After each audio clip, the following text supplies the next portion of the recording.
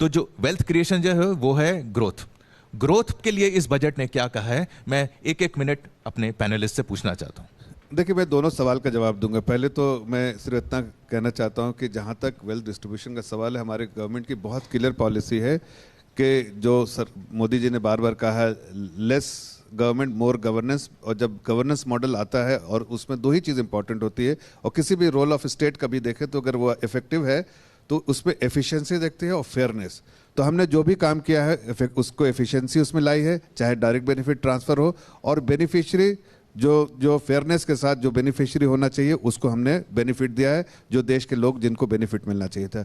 जहाँ तक ग्रोथ का सवाल है, अगर आप देखिए तो आप इस बजट में अगर आप लोगों ने नोटिस किया होगा, एक बहुत बड़ा शिफ्ट है। हम बराबर कहते हैं, हम लोगों को सुनते आए हैं और बराबर ये सुनते हैं कि इंडिया एक बड़ा मार्केट है, कंजम्पशन लेड इकोनॉमी है हमारी होती है। लेकिन इस बजट में अगर आप देखें तो पॉलिसी डायरेक्शन ही चेंज किया है सरकार ने, बहुत बड़ा शिफ्ट है, और शायद लोगों ने उस पर अभी तक किसी ने कोई टिप्पणी नहीं की। हमारा ये जो शिफ्ट है वो जो कंजम्पशन लेड इकोनॉमी से लेके इन्वेस्टमेंट लेड इकोनॉमी, जो इवेंचुअली जो है वो जो ग्रोथ लाएगा, that will lead to growth, और उसके वो लीड करेगा फिर जॉब क्रिएशन में। और जहाँ वेल्थ जो है अपने आप जॉब क्रिएशन की जो समस्या है, जो गांव-गांव तक जो है इनकम लेवल की समस्या है, वो सारी अपने आप ही शुरू हो जाएगी। तो इस बार हमने कहा है, जिस तरह के इनिशिएटिव पॉलिसी इनिशिएटिव लिए हैं उसमें जो है कैपिटल जो है, आज देश में जो सेविंग है वो तो इन्वेस्ट होता है, प्राइवेट इन्वेस्टमेंट को हम प्रमोट करेंगे, जिसके लिए जिस दिशा में हमने काम किया है। साथ साथ जो फॉरेन सेविंग है, देश की सेविंग नहीं, फॉरेन सेविंग को लाने की बहुत बड़ी पेशकश इस बजट में की गई है। इसलिए सरकार ने कहा है कि जो सॉवरेन वेल्थ फंड है, चाहे जो बड़े बड़े फंड्स हैं, उसके लिए साल में एक बार इन्वेस्टर मीट होगा, जिसमें हम जैसे हम सरकार की तरफ से बहुत सारे सॉवरेन वेल्थ फंड से हमने मिले, उन लोगों का है, उनके पास सरप्लस फंड है, और दुनिया के जैसे चाइना में वो billions and billions of dollar लगा रहे हैं, लेकिन हमारे देश में बहुत छोटा इन्वेस्टमेंट उनका। तो जाहिर है they are looking for a framework जो देश में वो पैसा लेकर आए, और इसीलिए सरकार ने दो बड़ी महत्वपूर्ण चीज़ की है। एक तो कि फॉरेन जो सेविंग है उसको देश में लाने के लिए जो पॉलिसी फ्रेमवर्क बनाया है, और साथ साथ जो एक्सेस, जो इंडिया कभी ग्लोबल मार्केट में एक्सेस,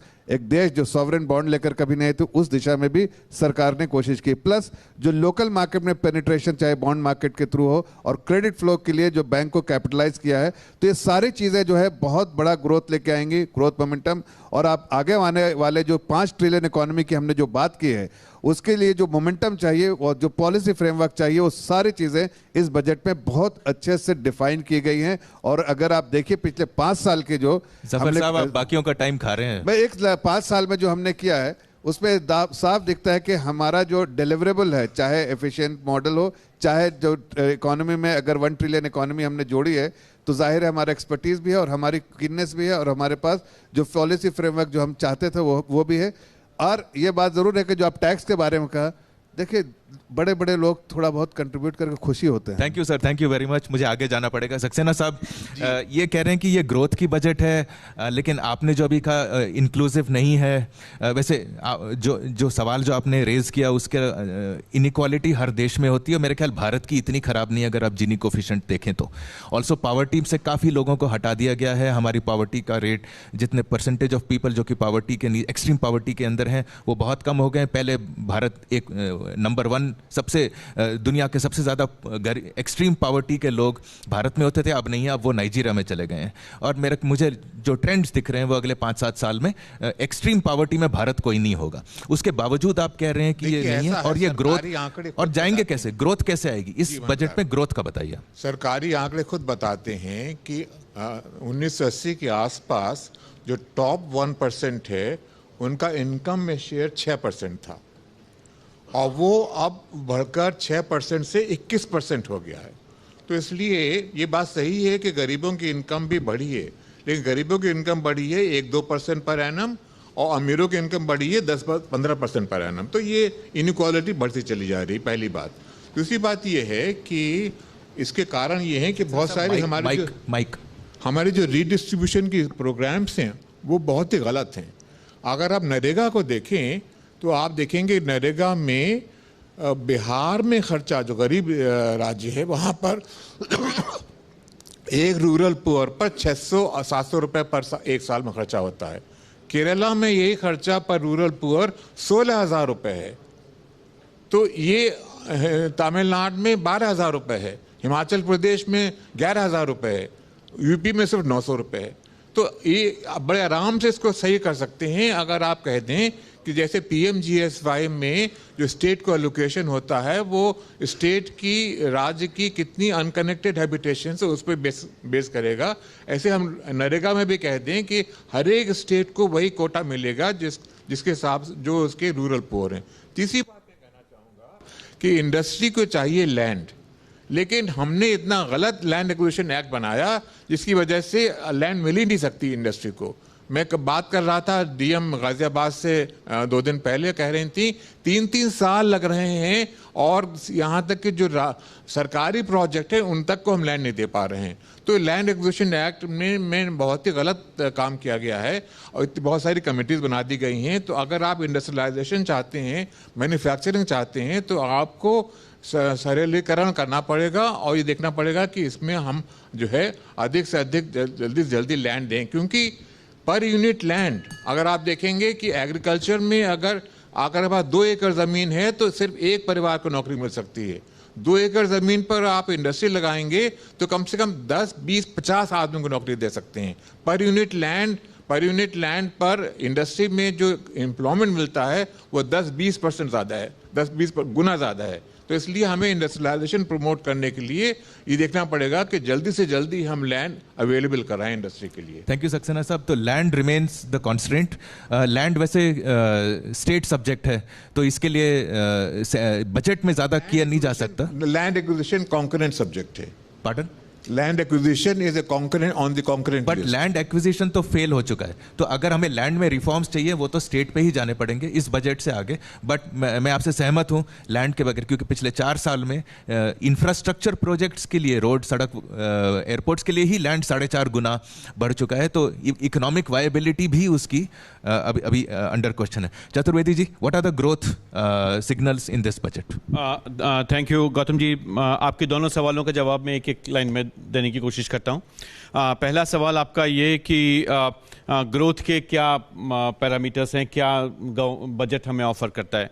अगर आप देखें इस सरकार में एक पैराडाइम शिफ्ट लगातार सब प्रधानमंत्री की तरफ से आ रहा है, जो इकोनॉमिक पॉलिसीज़ में, सोशल सेक्टर पॉलिसीज़ में हमें दिखता है, और वो ये है कि हम एंटाइटलमेंट बेस्ड अप्रोच से हट करके एंटरप्रेन्योरशिप की तरफ आगे बढ़ रहे हैं।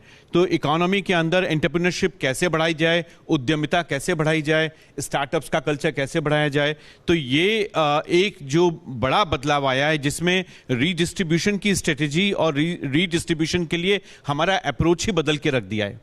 उसमें अभी हमने देखा पिछले 60 सालों में रीडिस्ट्रीब्यूशन के नाम पे जो करप्शन हुआ है, जो ड्रेन हुआ हमारे रिसोर्सेज के ऊपर, उसका कोई हिसाब ही नहीं है। तो इसलिए ये सरकार ने गाड़ी को बदलने का प्रयास किया है, उसकी दिशा बदलने का प्रयास किया है। ये नहीं हो रहा कि सरकारी खजाने से आपको रीडिस्ट्रीब्यूशन होगा, पता नहीं कितने कार्यक्रम हो रहे हैं, नहीं हो रहे। सरकार ने कहा कि भाई हर आदमी एंटरप्रेन्योरशिप की तरफ जाए, स्टार्टअप्स की तरफ जाए। इस बजट में उसकी कई घोषणाएं हैं, लेकिन पिछले 4 सालों में, 5 सालों में आप देखेंगे लगातार उस तरफ प्रयास हुए हैं। ये तो पहली बात हुई। दूसरी बात जो आपने कहा कि भाई इतने रिच लोगों के ऊपर आप टैक्स लगा रहे हैं, मुझे लगता है कि इस सवाल को सिर्फ टैक्स के दायरे में रख के नहीं देखा जाना चाहिए।